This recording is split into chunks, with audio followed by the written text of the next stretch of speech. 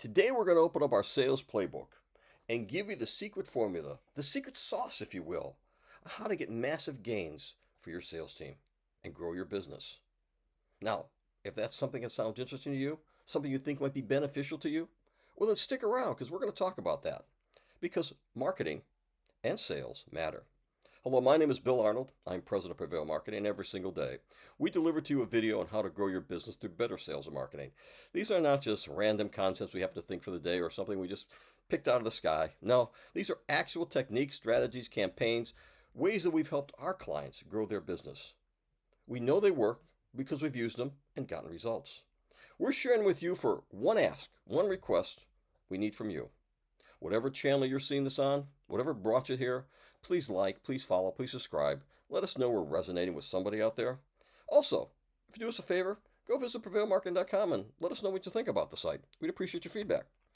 So let's get down to the secret sauce, the secret formula. Now, this specifically is for consultative sales. Whether you're B2B or B2C, if you have to talk to that prospect in order to finalize that sale, then this is the call for you. This is the one that's going to change your stars because it's changed our client star. We've gone into companies who had a fledgling, poor performance. I mean, it was sad, the results they were getting. And we made a few a few tinkering at the edges. I can't think of the word. We made a few changes. How's that? Okay. We made a few changes and we've come up with the way that it's worked every single time. But before I tell you the secret sauce, I want to remind you of one thing.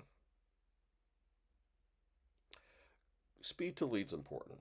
We talked about this the other day.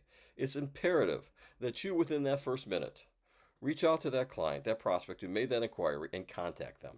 You probably won't get a hold of them, but you need to make that effort. I'm going to tell you how that works, how that looks like. But speed to lead is important. It's absolutely essential because none of this matters if you wait for 72 hours. None of what I'm telling you is going to make any difference at all. If you wait the standard 42 hours that most companies take to get back to a prospect, there is no secret sauce. You're done. You're finished. You're toast. To continue the food metaphors. So let's talk about this. You get a prospect who contacts you. I don't care if it's by voicemail. I don't care if it's by chat. I don't care if it's by a landing page form or a website form. They reach out to you. And you as a salesperson have this lead. You have their name. You have their phone number. You have their email address. From that, you can figure out what their company is. So what do? What's the first thing you do? Remember, you got to get back to them in 60 seconds. The first thing you do is check your CRM. Look for any activity that person has had, any engagement they've had with your company. Have they downloaded an ebook? Have they looked at blogs? Have they asked questions through the chatbot? Have they asked questions through emails? What pages have they looked at? Now, this is all just general background. You're going to just get a general impression of that, who that company is. If you got enough time, check out their website. Click the button, go and see what they do. And then you're going to place that call. You're not going to send an email. You're going to physically call them on the phone. This works both. Besides texting, this also makes them receive phone calls. I don't know if most people know that, but it does. Surprise, right? Maybe the first time you heard that. So the chances are, if you call back in 1 minute, even though they just placed that call, you know what you're going to get? You're going to get their voicemail. Because which among you has, in the last 6 months, answered a phone call from who someone you didn't know the number from? Probably none of you. I know I won't. So basically, you're going to end up having, you're going to get the machine. And what do? You got to leave them a message. But the message you leave is vitally important, is vitally critical, because it's going to make the difference whether you make that connection. You want to communicate a super basic facts. You want to call them by their first name. Hello, Sam. You want to identify who you are. This is Bill Arnold for Prevail Marketing. And remind them why you're calling them. I am calling because you just filled out a form on our landing page asking to speak to sales. Actually, you did that 1 minute ago. That's critical. That's important. You want them to see you responded like that. You want them to be impressed that you value them so much, you're hungry for their business, that you respond immediately. I'm so sorry I missed your call. I know that many people are reluctant to answer a phone from an unknown caller, so I'm going to wait 5 minutes and call you again.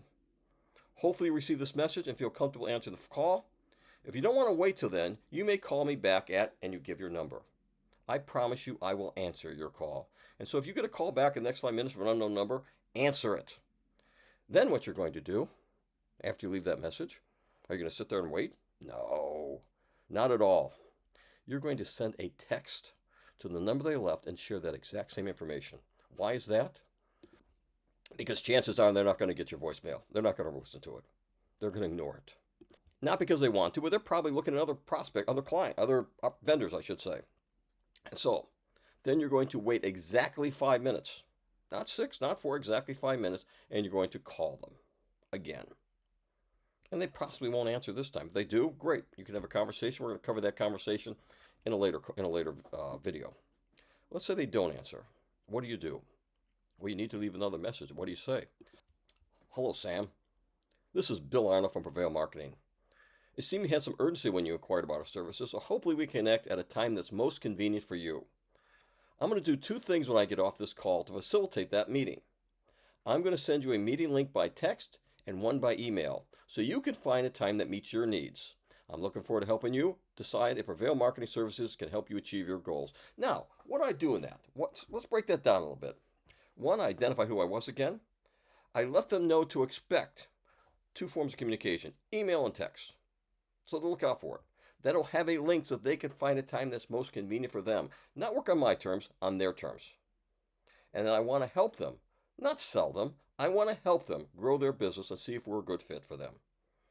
It's all about them, not about you. They don't care about you at this point, nor should they. So you send an email and text as promised. That entire interaction I just talked about should take no more than 10 minutes. From the inquiry you made to the time you delivered that final email and text.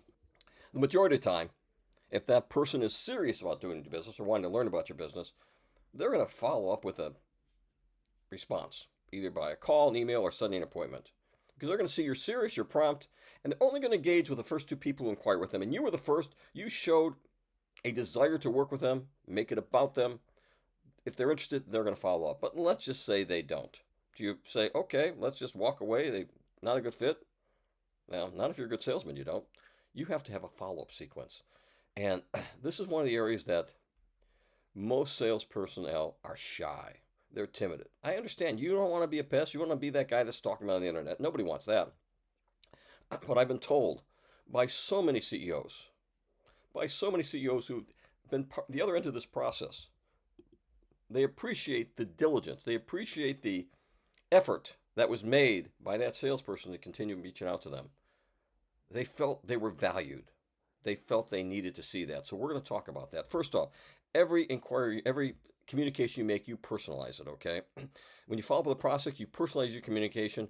Refer to points they seem interested in but you notice on the CRM, for example, I notice you're looking at our pricing. I'd be glad to give you the best pricing we can offer you and provide you with the best service we can, okay? But you provide value. Every time you communicate them, it's never about, you know, I've been waiting. I've tried diligently to get to you. I'm bumping this up in your email. Nobody wants to hear that. It's not about you. Nobody cares about you. You're a pest at that point. But if you provide them something of value, some additional information, whether ebook, a case study, industry insights, something that is valuable to them for that buyer persona at the bottom stage of the buyer's journey, they're more likely to see you as a trusted partner and get back to you. So you have to be persistent without pressure. So this is a sequence that I do when I get back to them, and this has always worked very, very well. I've never got anyone come back saying you're a pest. I've had people not finally do anything, obviously, but I've never had anybody saying, look, just you're being a pest for this. The key is in the first 72 hours after making the inquiry is the most important 72 hours. If you don't reach them in that 72 hours, the chances are almost nil that you're going to get a business success from them, any business from them at all. So you got to treat this first 72 hours as primary time to just do all these things. So day one, the day this comes in, you've done all that stuff in 10 minutes, okay? And obviously you have to work on their time, okay? If you're on the West Coast or on the East Coast, don't do things on the West Coast time. Do it on the East Coast time. You have to be respectful. So what happens is the call came in the morning, okay? And now it's coming near the end of the day. And I haven't heard back from them. They haven't filled out the calendar to have a meeting invite. I'll call them again. I just want to see if I can catch you for the end of your day. I'll be around until, and I tell them what time. Of course, you can always take advantage of the meeting link I sent you by email and text earlier today. Look forward to seeing you. Just a friendly reminder to, let them know that, just a friendly reminder. The other thing I do on day two now. Now, day two, so everything happened. This is the second day, and they never got back to me. What do? One of the things I do is I look for other ways to communicate with them. Remember, I tried texting them. I texted them twice, didn't work. I'll look for social outreach then. I'll look to see if they're engaged on LinkedIn, for example. If they are, I'll send them an email message. If they're on other channels, I will send them other, I'll slide into their DMs, if you will, okay, if I can. And I'll say this: the opportunity to help you achieve your company's goals and objectives is important to us. We believe we are uniquely situated to provide you that support. Isn't it worth a 15-minute call to see if we are right? Here's my meeting link, and you give it to them again. Now, what did I do there? Again, it's about them. We want them to achieve their goals and their objectives. I'm only going to take 15 minutes of your time. Now, it's going to extend probably, but you want to make sure that you're not going to keep them on the phone for an hour. 15 minutes. And you're giving them, isn't it worth it? Well, chances are everyone can afford 15 minutes. So you also send that same thing out by email. And then what you also do, you make a phone call. At the end of that day, you let them know that, hey, look, let me tell you exactly what you say. You tell them on the phone call that you're going to send them tomorrow some valuable insights and information that you know goes to the heart of their business and their industry. It's got to be something like an ROI, increased revenues, cost savings, something along those lines. We want to let you know that it's coming to you tomorrow. I'm just giving you a heads up so you can be looking for it. Okay. Again, value. So on day 3 of this aggressive follow-up campaign, typically outreach is as follow. When they open up their email in the morning, they should have their document that you promised them. If you haven't received any feedback by the afternoon, you leave this message: I'm sorry I have not been able to connect. If I can help you achieve your personal and company goals, I'd love to have that conversation. While I wish we could meet, I understand this may not be the right timing for you. With your permission, I will periodically send you information about areas we might believe might benefit you and your organization. When the time is right, please contact me. Here is my personal number. Now that's the strategy, that's the steps, that's the sequence. That's what we have done. That's the secret sauce, if you will. Does it work? Absolutely work. How do I know it works? I was in-house for a company, and we increased sales by 57% just by doing this. I mean, it was dramatic. It was, giving people a playbook, giving them the word. Now, obviously, you make it your own, you personalize it. But what happens is you're going to connect with more people. Those people who are serious to do business, they're going to connect with you. If they're not serious, they won't. But that's okay. Don't waste your time. I mean, what I do then is I put them on a weekly for the next 2 months. I send weekly bottom of funnel content, highly personalized for that individual, that company, sort of like account-based marketing. And then after 2 months, if I don't hear back from them, they get put into a regular sequence flow. They weren't serious or they went somewhere else. But if you do this, if you provide that kind of communication, that kind of cadence, do the things I talk to you about, it will change your business. That's one of the many secret sauces, if you will, we have. We got a whole laboratory of secret sauces over there, the things we've tried and worked and have improved the performance and results for our clients. If you'd like to hear more, 2 things. Again, please like, please subscribe, please follow, just because we want to see relevance here on this channel.